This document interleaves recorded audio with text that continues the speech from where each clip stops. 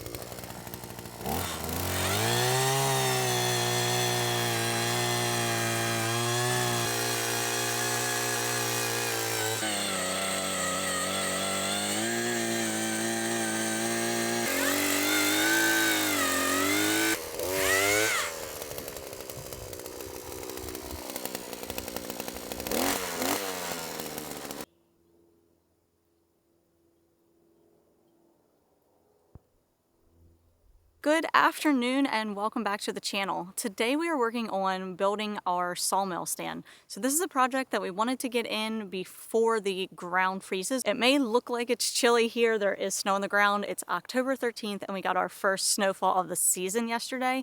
We got about 1 inch to 1.5 inches of snow, but really it's about 42 degrees out right now. It's a beautiful day. The sun is out, so it's warm enough to work on this project. Today so far we've measured out for our sawmill stand and we've drilled down below the frost line so that way we don't have any heaving problems and the sawmill continues to cut straight even when the ground is frozen. The goal for today is to get the stand built in its entirety and get it concreted into the ground so we can start assembling our sawmill.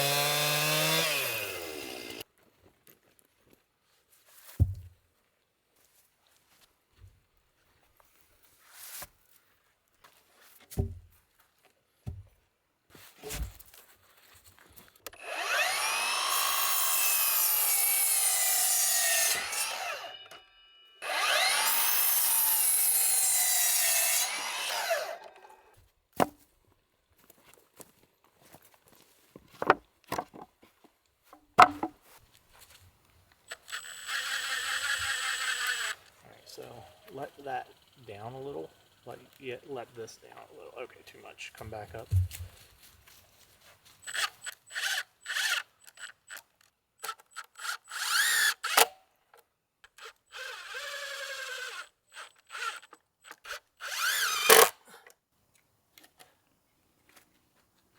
Is that pretty good?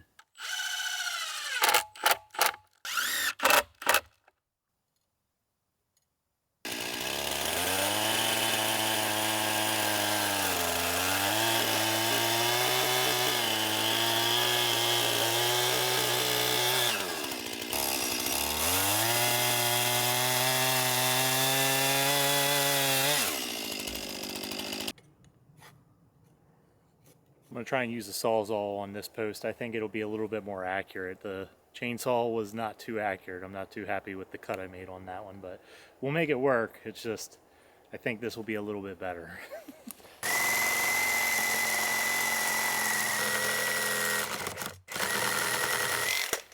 Yeah, it's a lot nicer. Yeah.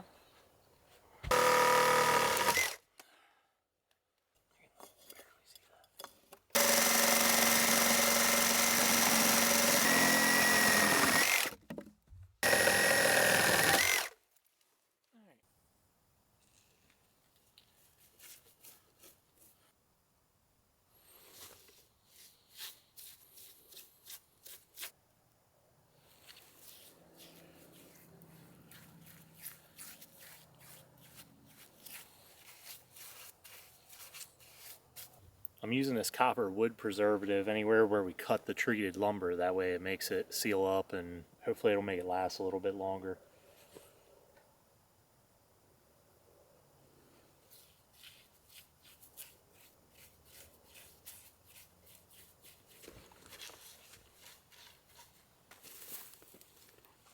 Alright. Yep. Then we want to stand it on end.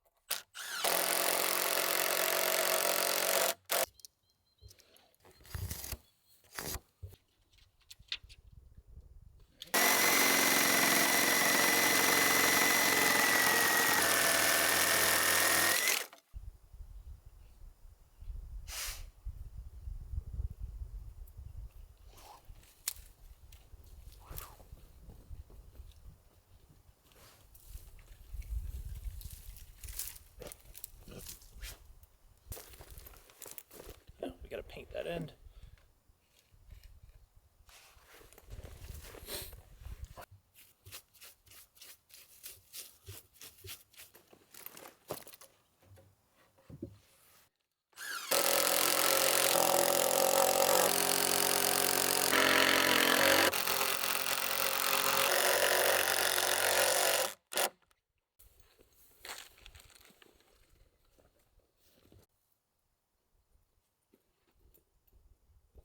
When we placed these support beams in the beginning, we were trying to place them lower than the laser level so that we could still cut off the posts at level. So now that we're almost finished, we'll move these up to the top where they need to be so that it looks uniform, and they actually will play a role in supporting this beam slightly.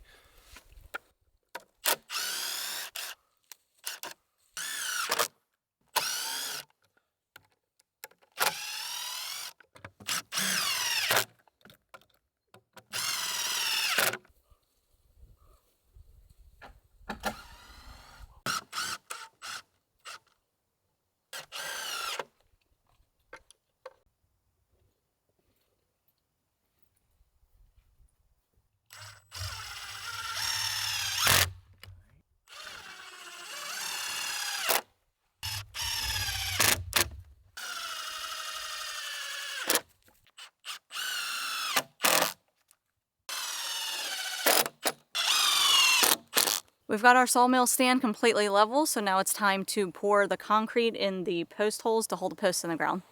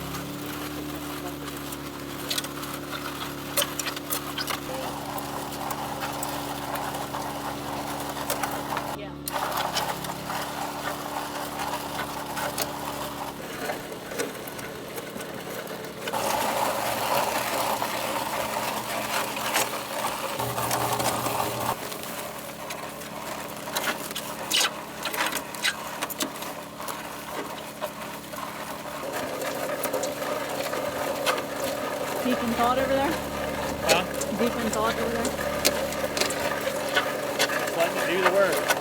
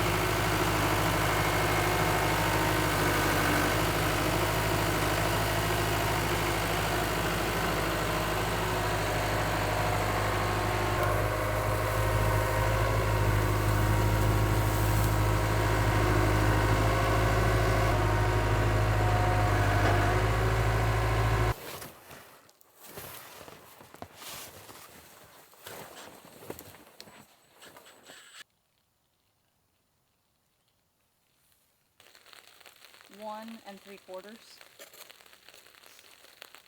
The boards that we're putting on now to mount the feet of the sawmill to are untreated boards, and that's because if we used treated lumber, it would actually corrode the feet of the sawmill.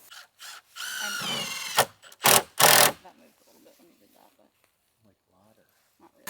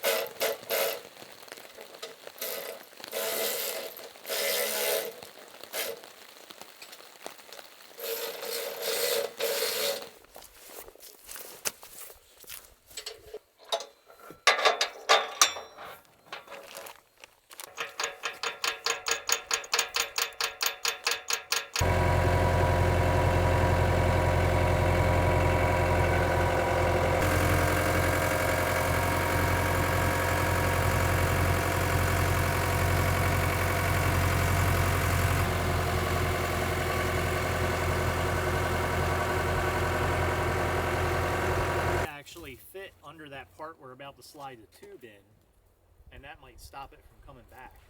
I don't know. That might be perfect. One on that one and then one on the other one.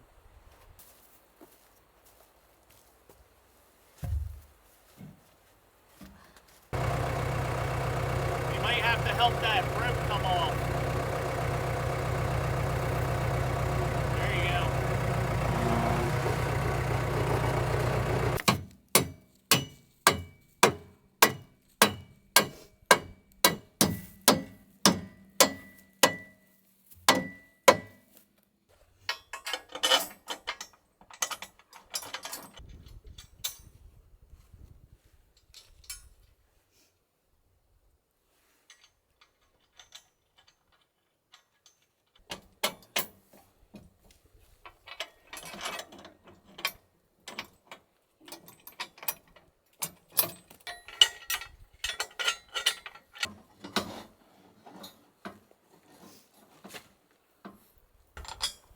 It's got to come your way slightly.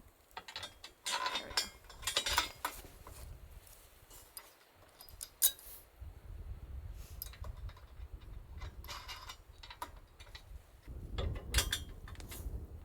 Oh,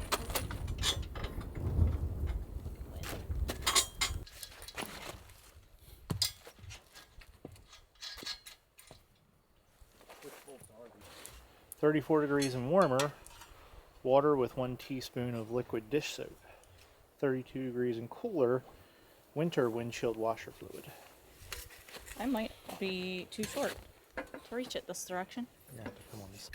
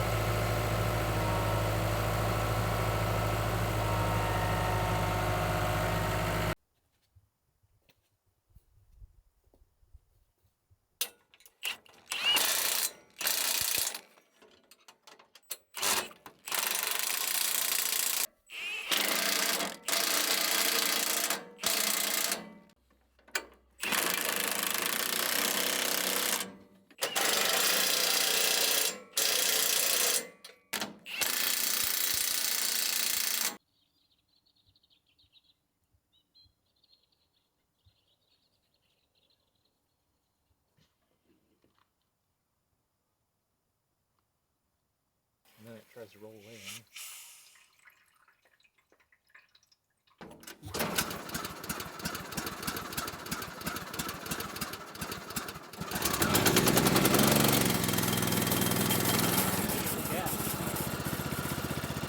When we started building this stand, we wanted it at roughly about my waist height for working. And what we found out as we started on this end, it was perfect. So as it went that way, the grade actually slightly dips. It has like a pocket in the center.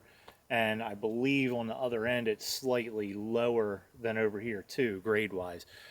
So what we're going to do is we're going to bring some dirt in here and try and fill in this low spot, and then later, probably in the springtime, we'll come back here and we'll actually grade this out really nice. We can't do it right now. The ground's actually really frozen. We might have a hard time finding enough unfrozen dirt to even do this.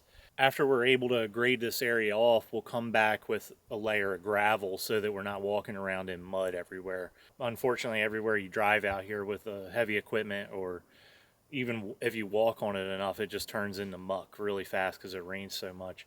So we'll get it all straightened out, but at least for now, it'll be usable for this winter, and we can do what we need to do with it.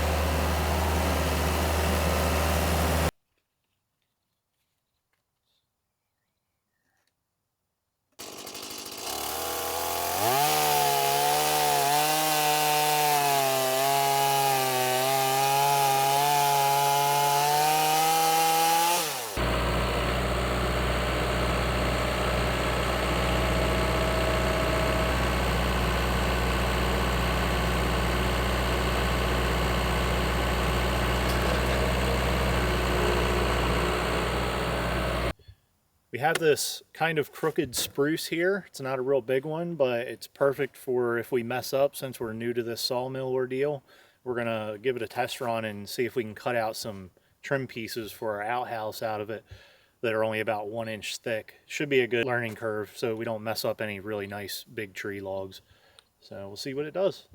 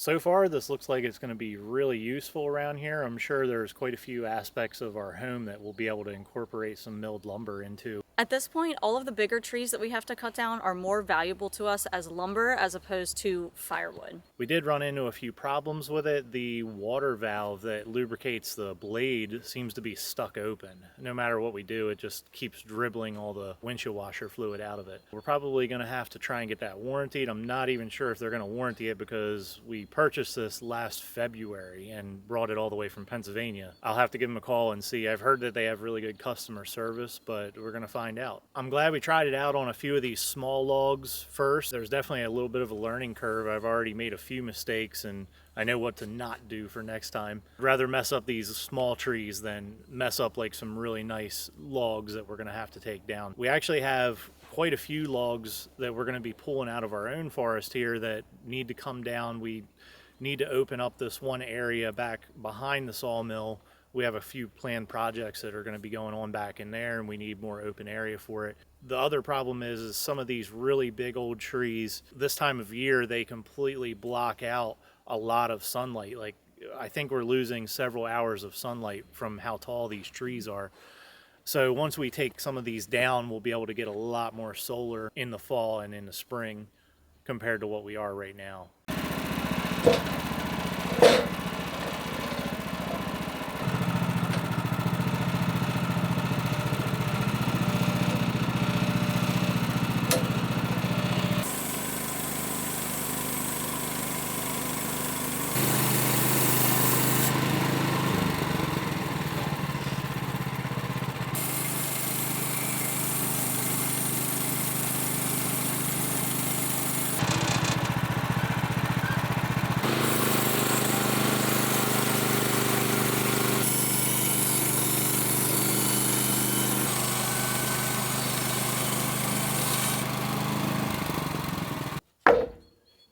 They look better than the crooked trim boards at Home Depot.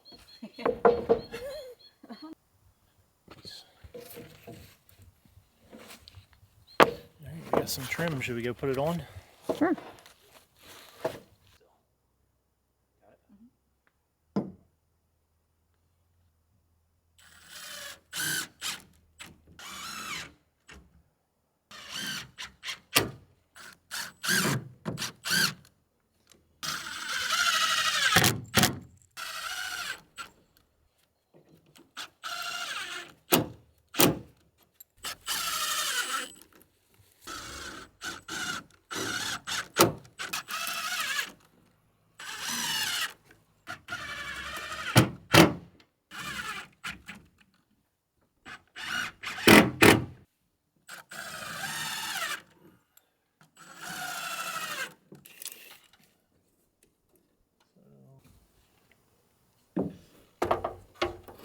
Yeah, I definitely think that's going to look nice. Yeah, fits like a glove.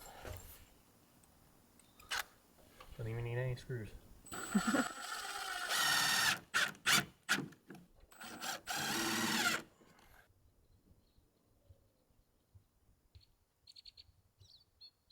To give you an idea of what we're going to be using for sawmilled lumber, this is about the size tree that we have on our property that we're going to be using. Some of them are actually a little bit bigger than this one. This one's just extremely tall. You can't really tell from the video, but this would make multiple 16-foot lengths of lumber. When it comes to building our home, we don't really have the time or the way to dry all the lumber that we need. And I mean, we'd have to be building logging roads, and it would just add an exponential amount of time to building the house, and we really need it done in the near future. So it's really not practical to try and sawmill every piece, but we do plan on incorporating in some beams and whatnot that we can get off of the property.